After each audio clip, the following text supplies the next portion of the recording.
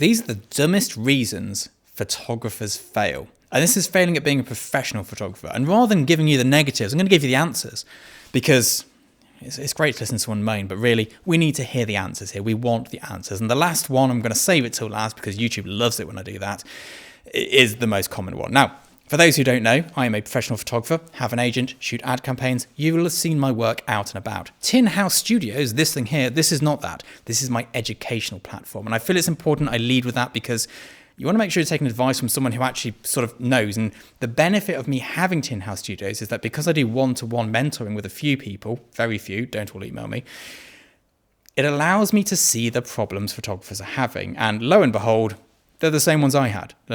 We all come unstuck at the same point. Now, the first one, ideas are better than execution. And this is not just for photographs, this is for everything. You're going to send a marketing email out. If you're not very good at writing, which I'm not, there's a spelling mistake in every email I send, a typo or some sort of grammatical faux pas. Just send it out. Getting the idea out there is better than perfect execution. Perfect execution is for amateurs. It's for people who've got time to faff about making sure it's perfect. Nothing's perfect, you get it done. Now, when it comes to photos, it's slightly different. It is that as well, but it's also that it is better to have a great concept than a great execution. A lot of people I see copy a photograph perfectly. That is useless. That literally has no use at all. What we need in this industry are photographers who can produce a great original idea. And I talk about this loads in this channel. If you're into that, do hit subscribe because I'm all about you guys getting paid. That is what the agents want who represent us. That is what the agencies want who commission the art buyers to commission us. That is what everybody in this world wants. We have to learn to leave the techie internet world behind us and to move over to the creative ideas world. And then, of course, when we get the book in, we do the technical execution. It makes no sense. I don't understand it. I've been in this industry for 15 years, still don't understand it. But that is it. Number 2, learn the fundamentals, not the specifics. And this is for everything. Like, I know that I can calculate any lighting setup. I know that I can do all of this stuff because I know the fundamentals, but I don't remember the exact specifics. I understand how depth of field works with hyperfocus. I understand how the Schimflung principle works. I understand the inverse square law. And I think because I do this YouTube channel, I actually now can remember the exact numbers for the inverse square law. But generally speaking, I couldn't. But I just knew that, light disappears really fast. It kind of goes way down we go. Move it a meter further back, we lose 75% of the power. And after that, it gets less and less drops until you get to a nice even level. These are the fundamentals you need to know. Don't get bogged down in the specifics. There's too many of them.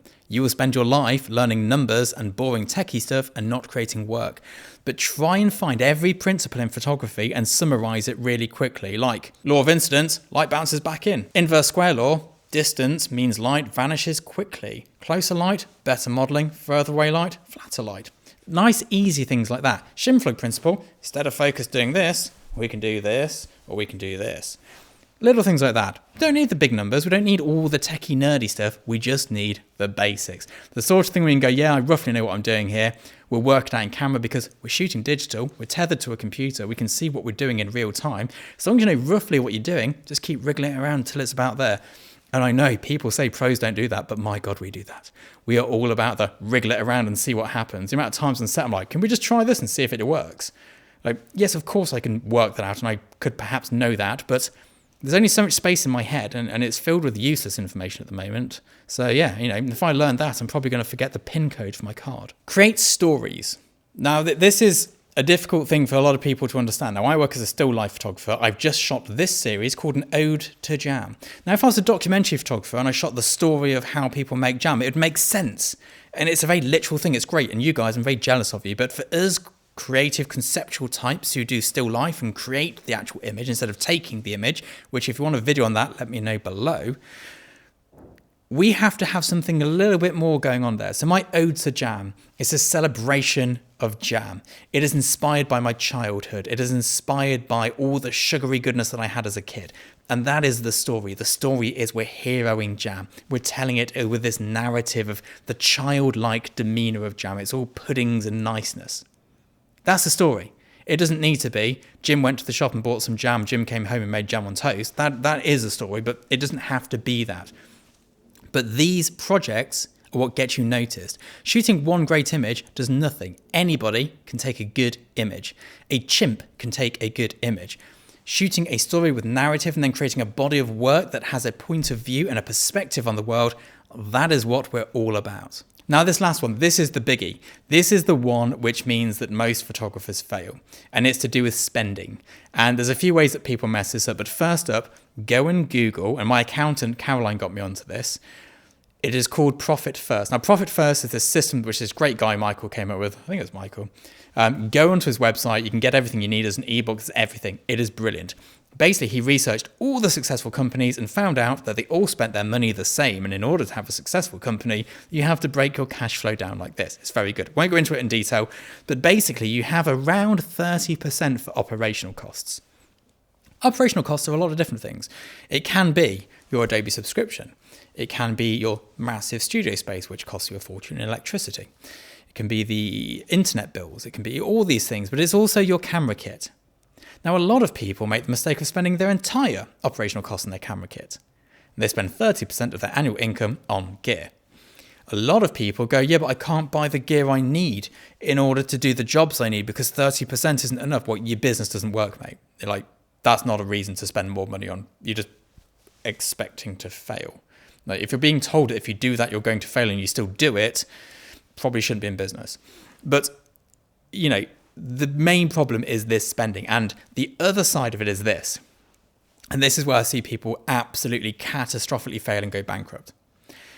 They work out they maybe make 100 grand gross in a year. And gross is all the money coming in before any expenses anywhere. That means they've got 30,000 to spend on expenses.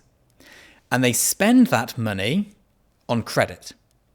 So they'll work out that from 30,000, they've got the monthly payments of this, and they'll get it on a credit card. And lo and behold, halfway through the year, the business tanks. And they've got these credit card bills for this kit that's on finance, whatever you've done with it, or on loans. You've still got to pay for that kit, but you're not getting money. Now, that's not an ideal scenario to be in.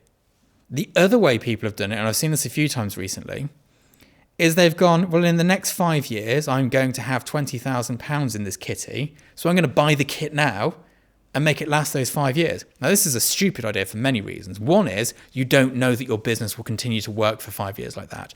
Two is, what if the kit dies, you need to replace it, you're then borrowing into years 5 to 10, and obviously that kit's good, like, it's just a really bad idea. Here's how you should do it.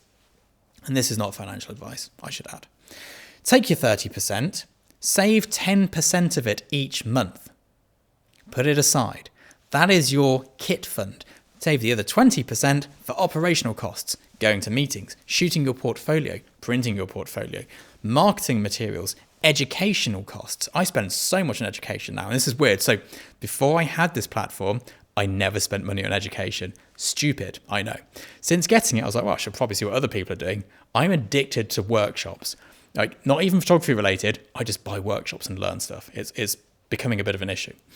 But try that method. It will save you so much heartache, so much stress. Don't spend money you don't have. If you think you need kit that you can't afford, you don't need it. By the time you need good kit, you can afford it. Or, because there is that weird, tricky slope at the beginning, you get a job big enough where you can justify renting it.